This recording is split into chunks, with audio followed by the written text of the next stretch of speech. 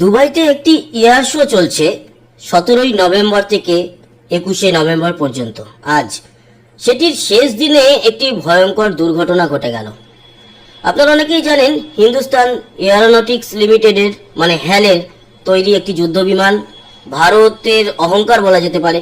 তার নাম হচ্ছে তেজাস। যদিও এর 70% ভারত তৈরি করলেও 30% আমদানি করা হয় যন্ত্রাংশ। বিশেষ করে এর ইঞ্জিন দেয় আমেরিকার জেনারেল ইলেকট্রিক। যদিও তাই নিয়ে অনেক টালবাহানা চলতে থাকে, কিন্তু আলোচনা এটা নয়। আলোচনা হচ্ছে তেজাস যুদ্ধ বিমান দুবাই এয়ার শোতে আজ দুপুর 2:10 নাগাদ ভেঙে পড়েছে। আজকেই ছিল শেষ দিন। তেজাস যুদ্ধ বিমান যখন তার দক্ষতা দেখাচ্ছিল সেই সময় ভেঙে পড়ে। একটি যুদ্ধ বিমান ভেঙে পড়াটা এটা বড় ঘটনা নয়। অনেকে হয়তো বড়ভাবে দেখবে, সেরকম বড় ব্যাপার নয়। কিন্তু সব থেকে দুঃখজনক ঘটনা ঘটেছে কি জানেন? এই দুর্ঘটনার যেই তেজাস বিমানে ঘটেছে তার পাইলট মৃত। পাইলট এজেক্ট বাটন মেরেছে কি সেটা কাজ করেনি তা জানা নেই, তদন্ত হবে। কিন্তু এই যুদ্ধ বিমান আছড়ে পড়ার পর যখন আগুন জ্বলে যায় সেই সময় পাইলট তার ভিতরেই ছিল। পাইলট মারা গিয়েছে। গত 2 বছরে তেজাস দুর্ঘটনা দুবার ঘটে গেল। গত বছর মার্চে রাজস্থানের জয়সলমীরের কাছে একটি তেজাস বিমান এরকম ভাবেই আছড়ে পড়েছিল। তবে সেবার ভাগ্য ভালো ছিল আমাদের সকলেরই, কি পাইলট কিন্তু এজেক্ট বাটন প্রেস করে এবং তার প্যারাসুট দ্বারা সে নেমে আসে ঠিকঠাক, কোনো অসুবিধা হয়নি। এবার দুর্ঘটনাটা খুব খারাপ দিকে চলে গেল।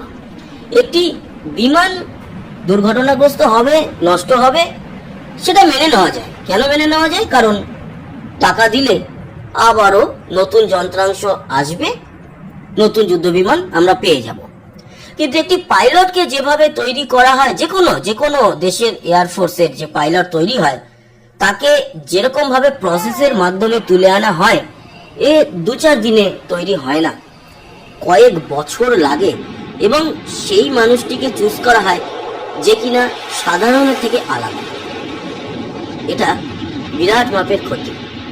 ভারতীয় বায়ুসেনার তরফ থেকে বিবৃতি জানানো হয়েছে, বলা হয়েছে যে তেজাস দুর্ঘটনাগ্রস্ত হয়েছে দুবাই এয়ার শোতে এবং সেখানে পাইলট শহীদ হয়েছেন।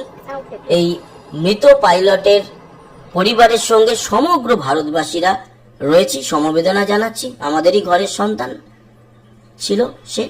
ক্ষতিও হলো অন্যদিকে ব্যবসা সংক্রান্ত, কারণ এই যে দুবাই এয়ার শো প্রতি বছর হয়, এটি পৃথিবীর সব থেকে বড় বাণিজ্যিক এয়ার শো।